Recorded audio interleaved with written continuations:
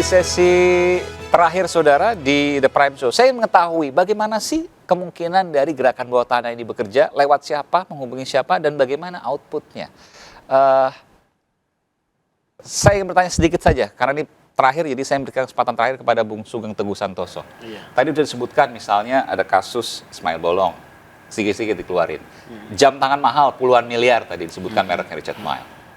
Ada juga kasus-kasus yang lain mungkin Anda lihat. Ada juga kasus OTT yang disebutkan oleh Sambo di dalam persidangan ya. Ada kasus OTT 126 OTT, kita tidak tahu itu siapa. Artinya ada catatan lain. Nah, yang sangat logis, Polri tidak ingin timbul ada kegaduhan lagi. Cukup buat Sambo dihukum, terbukti bersalah, dihukum sesuai yuridisnya 20 tahun seumur hidup. Ya. Jangan mati ya kalau bisa. Sambo berharap juga tidak seumur hidup, ya karena dia akan mati di dalam penjara, dia akan menerima 20 tahun secara psikologis. Jadi kalau dikatakan bahwa dalam tanda kutip battle ini belum selesai, karena ketika vonis Sambo tinggi, maka kita akan mendengar lagi kasus-kasus polisi yang lain yang kemudian muncul ke permukaan. Kegaduhan terjadi, yang terancam siapa? Pimpinan Polri dong.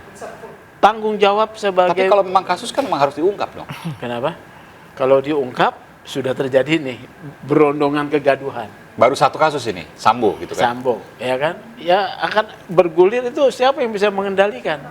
Luar biasa. Makanya kesepakatan kalau saya lihat dan saya mendengar kesepakatan antara para pihak yang berseteru ini diminta dihentikan. Oke. Ya. Saya ke Pak Prof Gayus. Saya ke Prof Gayus, kalau satu tingkat ketemu, entah siapa, bintang 1 dengan saya nggak tahu bintang 1 siapa di satu tingkat di sana, bintang 2 siapa dan seterusnya, apakah bisa mempengaruhi sidang? Kalau kita mau bicara realita yang jelek ya, jangankan bintang 1, tukang parkir pernah menjadi perantara. Ini true story. Tukang parkir di Mahkamah Agung itu bisa menjadi perantara. Tapi kalau lobby kan nggak mungkin tukang parkir, Prof. Ya, tapi lobby kan banyak bentuknya. Tapi begini, misalnya begini saya sebutkan tadi, tolong kasus ini mohon diatensi. Siap Bapak, karena punya kedekatan dan lain sebagainya, punya timbal balik dan lain sebagainya, punya utang budi dan lain sebagainya. Mungkin betul, itu kedekatan. Termasuk tukang parkir yang berdekatan dengan Hakim Agung yang selalu memarkirkan mobilnya atau menitip parkirkan. Betul. Itu selintas seperti itu. Saya tidak punya pengalaman di bidang tadi yang diceritakan, nggak punya pengalaman, nggak tahu. Tapi kira-kira yang saya harus katakan, apa yang disampaikan Pak Mahfud sebagai Menko Polhukam, sebuah jabatan yang memang diciptakan untuk mengkoordinir mengenai keamanan hukum dan ketertiban. Itu memang Pak Mahfud. Tapi yang saya mau katakan, itu akan sangat bermanfaat di persidangan ini di tingkat penuntutan terakhir. Hakim berbeda.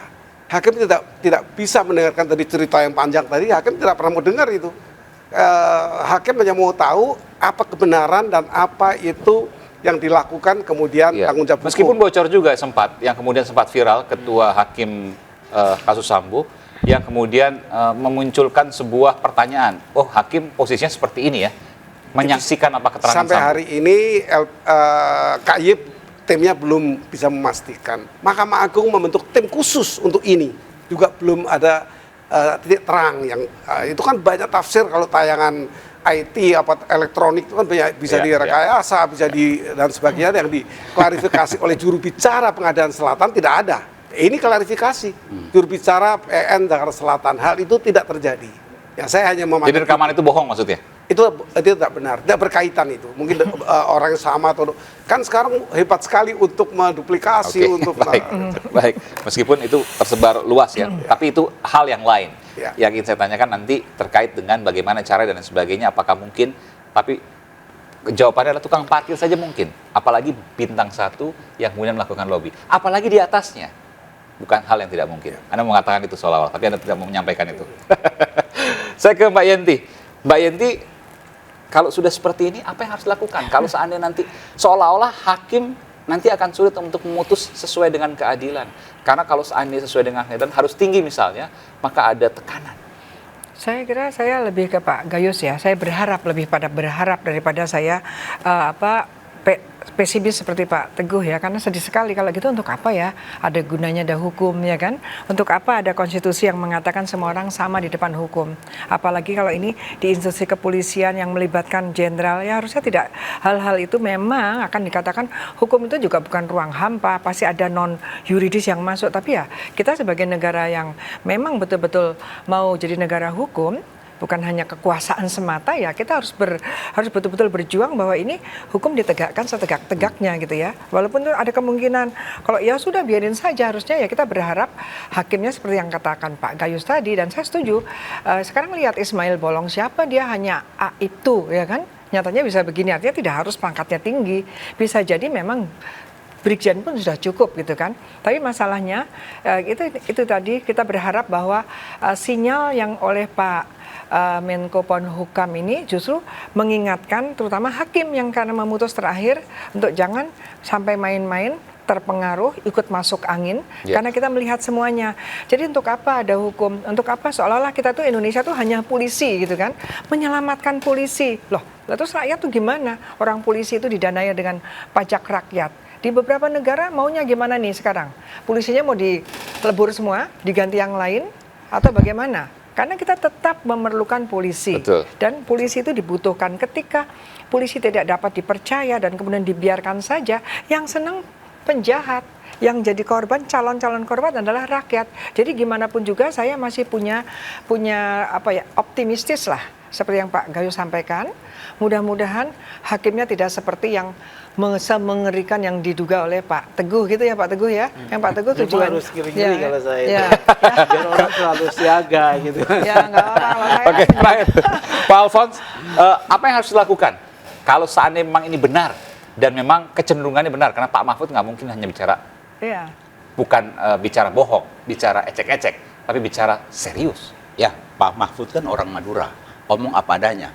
Nah, menurut saya hampir semua pejabat negeri ini hari ini udah mulai berdiri dan udah berpikir. Karena apa?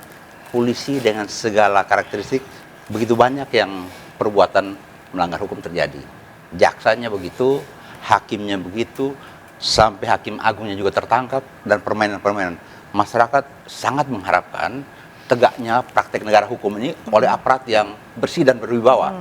Tapi kalau kita lihat dari hari-hari seperti ini dan kayak sinetron yang tidak berkesudahan dan praktek-praktek kebobrokan ini, maka hari-hari ini orang seperti Pak Mahfud harus tunjukkan komitmennya untuk tegaskan, melakukan penyelidikan, buktikan apa yang beliau katakan itu Siapa ada benarnya. Brigjen itu ya? Siapa Brigjen itu? Siapa Brigjen Siapa itu? Brigjen? Baik. itu? Jangan nyaman, bukan Jangan hanya whistleblower ya. lempar rumor dan sebagainya. Baik, dan di luar semua ini, hukum bukan sekadar pasal-pasal, tapi hukum adalah bicara keadilan. Dan kita berharap keadilan itu ada di persidangan Sambo hingga putusan nanti, bahkan hingga banding atau kasasi jika dilakukan nanti. Saya Aiman Wicaksono undur diri, terima kasih atas kehadiran narasumber kami, Prof. Gayus Lumbun, kemudian ada Pak Alphonse Doemau, Bung Sugeng Teguh Santoso, dan Mbak Yenti Garnasi. Selamat malam, terima kasih, sehat selalu. Sampai jumpa di The Prime Show pekan depan. Salam.